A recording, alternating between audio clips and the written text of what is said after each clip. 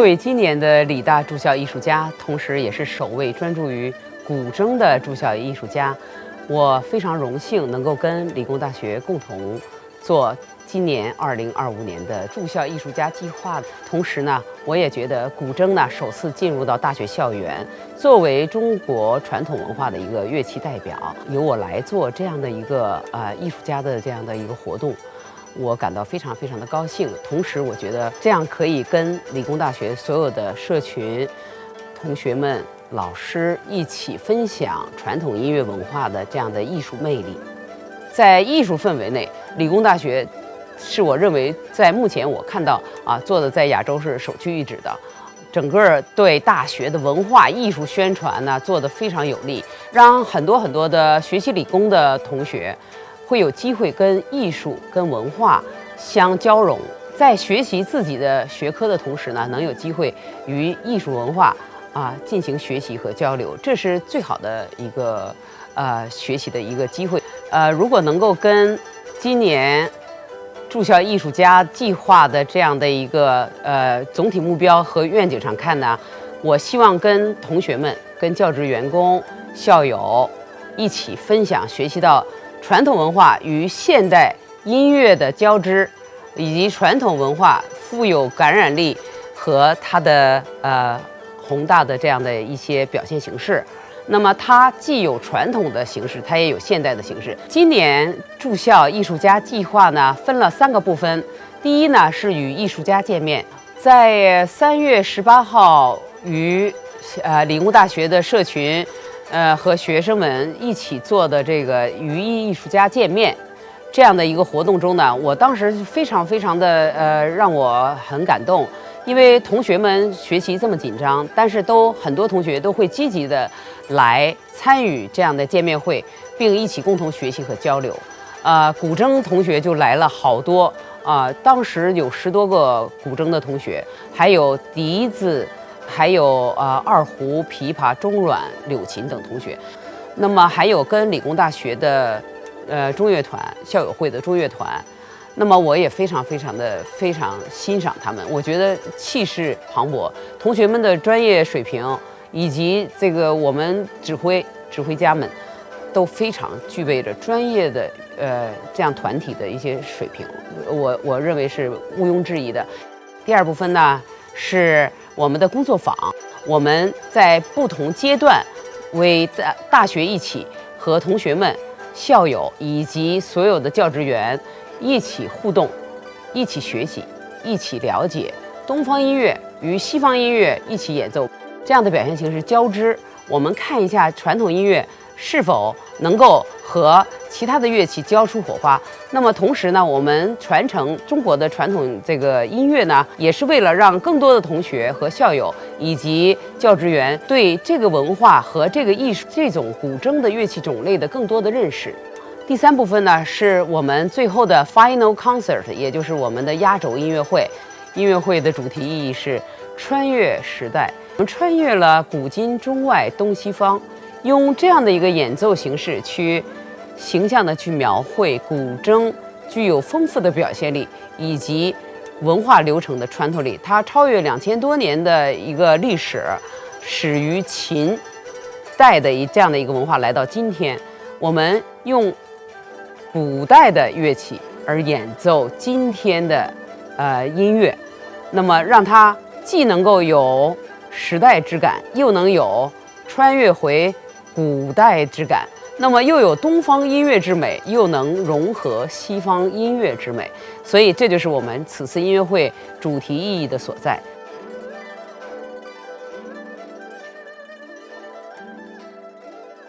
理大自1999年开始举办驻校艺术家计划，到今年刚好是25周年。多年来，我们邀请了多位顶尖的艺术家担任理大的驻校艺术家，涵盖不同的领域，包括话剧、粤剧、音乐等等。今年我们非常荣幸地邀请到享誉国际的周伦伦博士担任我们的驻校艺术家，通过举办工作坊，提供专业指导，与师生校友交流互动，并同台演出，大大提升了他们的艺术文化修养。他还特别公开招募懂得演奏中国乐器的理大师生校友参与今晚的音乐演出。这一场音乐会由周伦伦博士精心设计，他将带领多位杰出的演奏家以及理大校友会联会的中乐团，为我们带来一场被誉为穿越时代之古筝诗篇的精彩表演。感谢周博士，祝演出成功，也祝大家度过一个愉快的夜晚。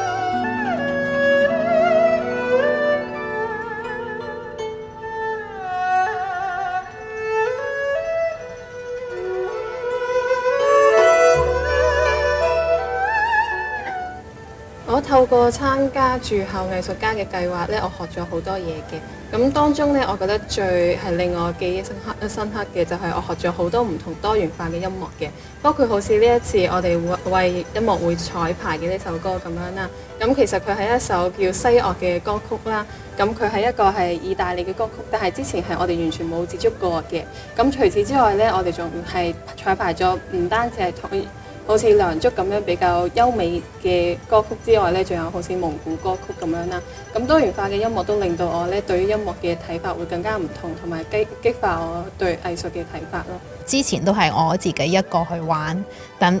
而家今次咧可以同好多都熱愛嗰個藝術嘅同學一齊玩，咁我覺得係一個非常之好嘅機會。我對於理大喺校園入邊推廣藝術同埋文化咧係非常之欣賞嘅。呢次我哋都請咗古箏老師周倫倫博士嚟擔任藝術家嘅。咁因為呢啲活動咧，令到我哋對於藝術同埋文化咧有更加多嘅了解嘅。因為我知道對比起其他學校啦，咁我哋理大係比較少喺音樂有專業嘅。咁呢啲就會令到我哋除咗係自己嘅專業課之外咧，喺其他嘅藝術方面都會有唔同嘅發展。同周博士嘅互動之中咧，我覺得最大嘅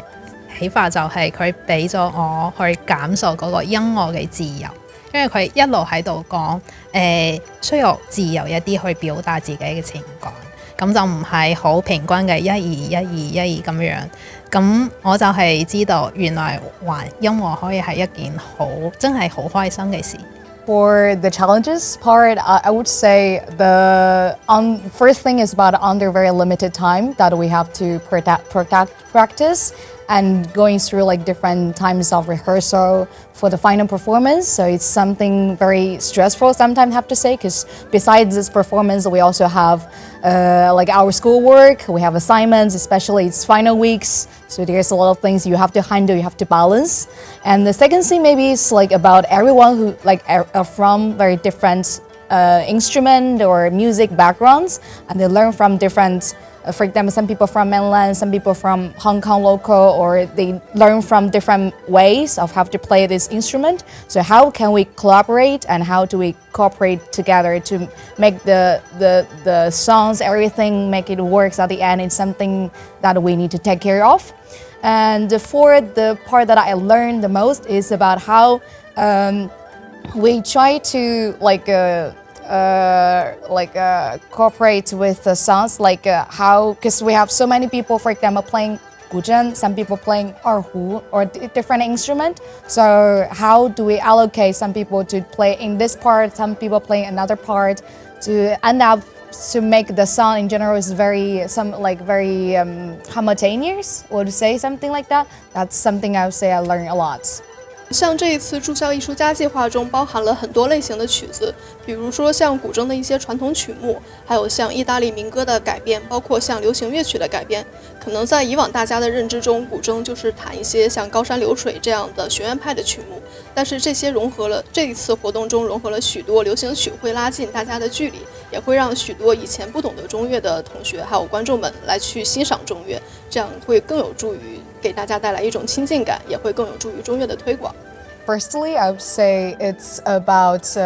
break the stereotypes of the Chinese traditional instrument. It's for my whole life playing my instrument. Even my friends will always ask me about, you can play this piece of song because it sounds very gentle, very soft, like very classic. That should be for the Chinese instrument. But through this program, we actually can tell that Chinese instruments can also play some modern, very intense songs, as we have different possibility as well.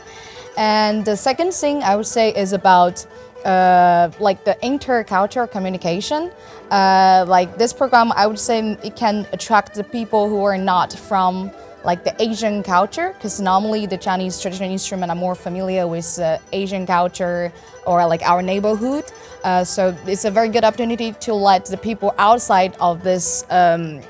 circle to let know about this instrument, about the instrument culture. So it's very good to promote the culture, different culture communication as well. And the third, I would say maybe it's very good for promote the continuing education on the Chinese traditional instrument, to attract the people who willing to learn this kind of Chinese traditional instrument and to become part of their hobbies as well.